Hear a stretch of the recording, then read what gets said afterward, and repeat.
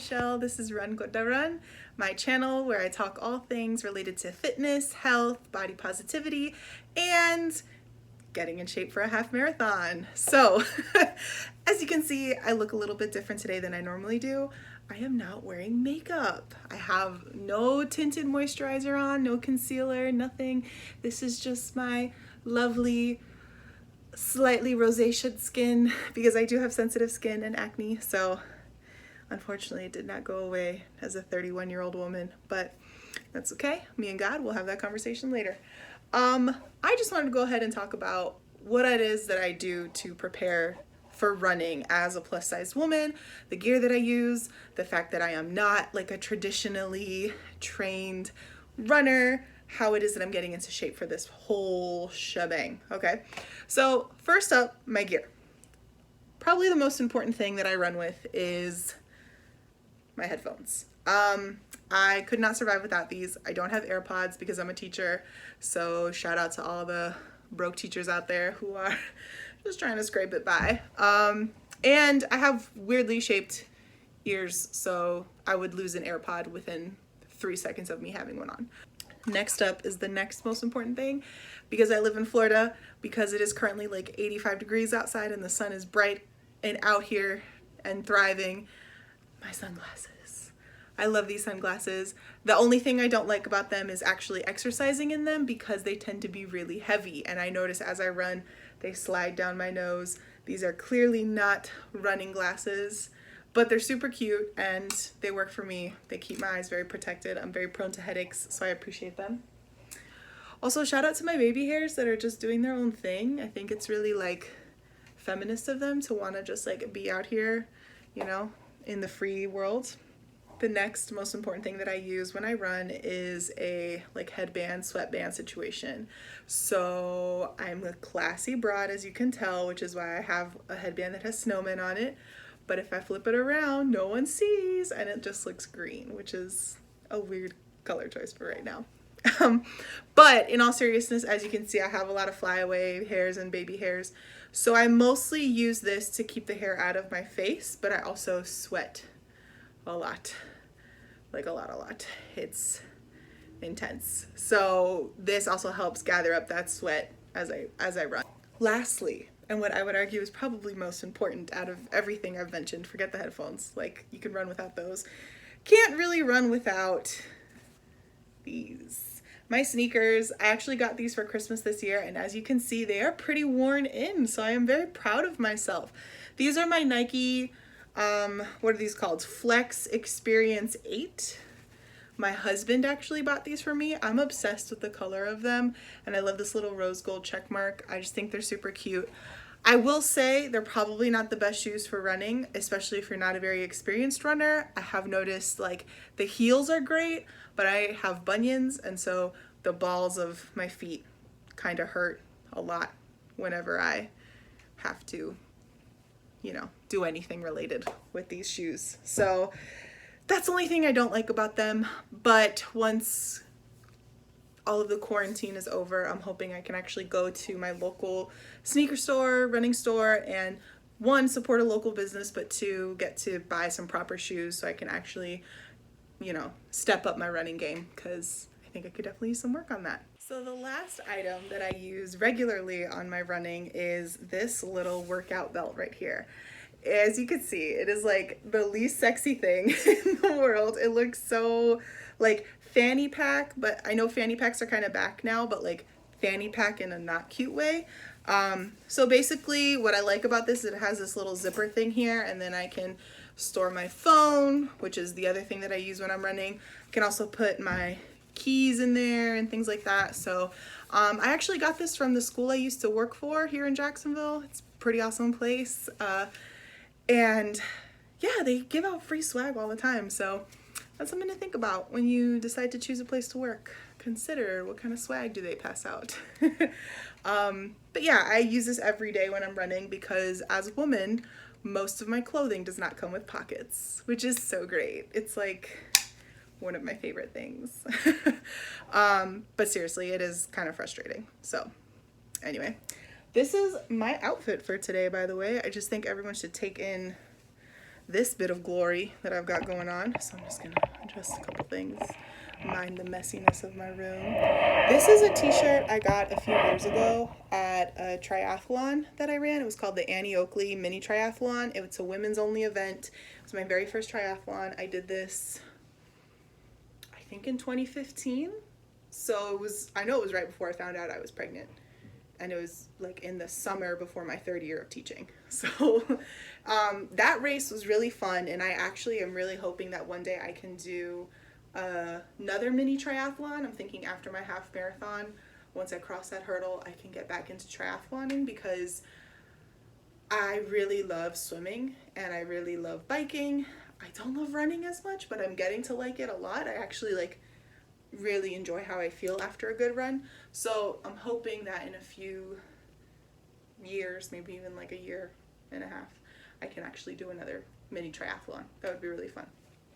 And lastly, of course, these incredible pants, which I purchased from the wonderful, the incredible TJ Maxx. So I like these pants. They're very stretchy. You can, move around. I can kick and I can sit. Anybody remember that old school SNL? Okay, I'll stop embarrassing myself now. That's fine. So here we are outside. This is my running buddy, Roxy. Now, I would not normally recommend that you train to run with a dog, but lucky for me, I am a pretty slow runner. So she actually keeps up with me just fine. And I think it's nice to just spend some time with her, especially because we are cooped up inside all day these days, and animals get stressed out too. So she's my little buddy and we go running. Right now I'm just doing my warm up. I like to walk around my apartment complex. It just helps me get started. And then once I build some momentum, that's when I actually start the running portion of things, which y'all will show me, or I will show you, what that actually looks like for me.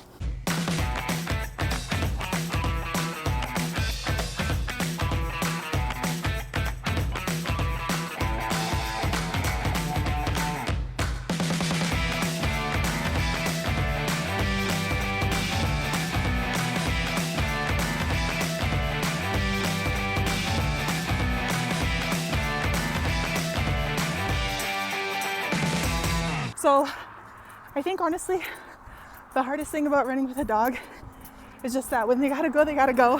And when I'm trying to make specific pacings or times, I don't always get the chance to do that. So I probably won't take her on every single run I go on, but she really likes it and I feel bad. I don't know, dog mom problems.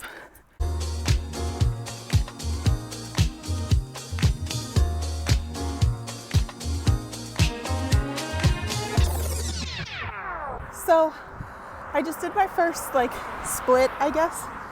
And I just have to say, there are so many cars out compared to normal, which is crazy. But also, running in the age of social distance is so weird. Like, every time I see another person, I always try and cross the street or jump around a fence or something. And I just feel like the most antisocial person ever. So, I don't know if anybody else ends up feeling this way. Y'all should let me know. What are some tips and tricks you have for running in the age of social distance?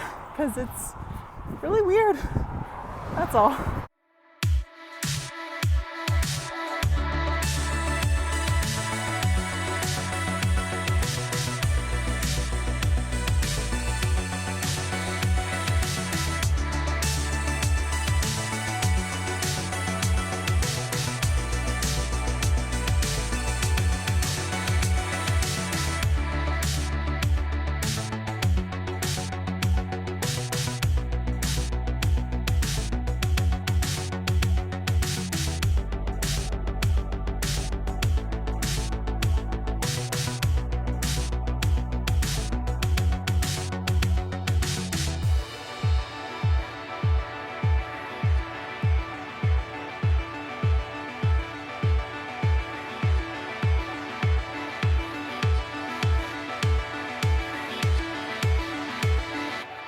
Alright guys, so I just finished the last leg of my run and I realized I forgot to do something related to my gratitude practice as I go on this exercise journey, and that is just meditate for a little bit and show my gratitude for my body and what it's able to do in these very stressful, crazy times.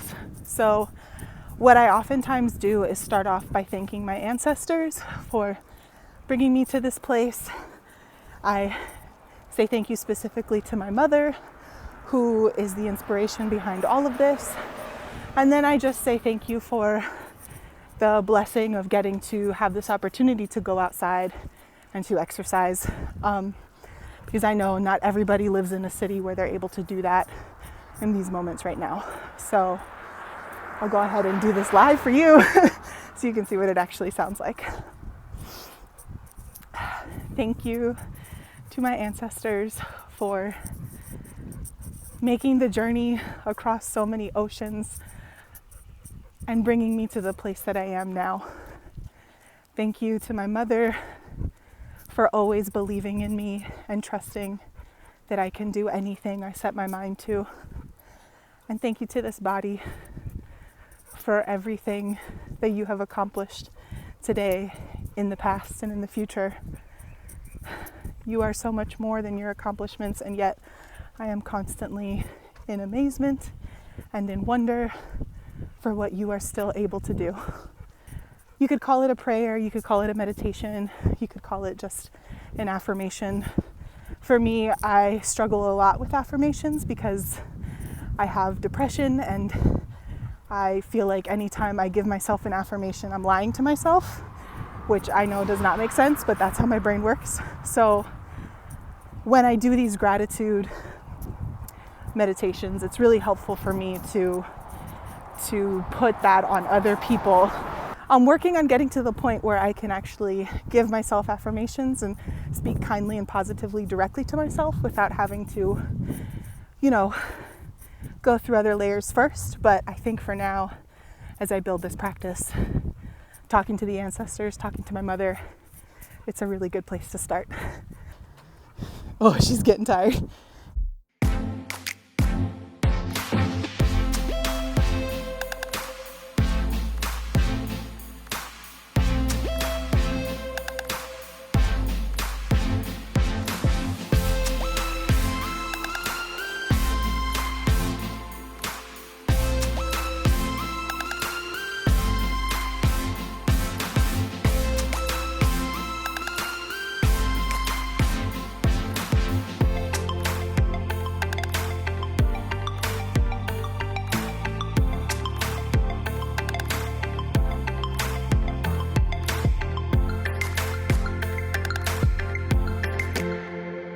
Just working on our cool down now. This girl is going extra slow. Hey girl. Say hi. So, my goal with this exercise was to really focus on trying to make it 8 minutes without having to take a break while running. And that was really hard. So the way this app works that I'm using, I will probably do this like 3 more times. And it basically just gives you pacing guides and tells you when to start running versus starting a walk and all that, which I really appreciate. But nevertheless, it's still kind of a challenge. So I'm getting there for sure.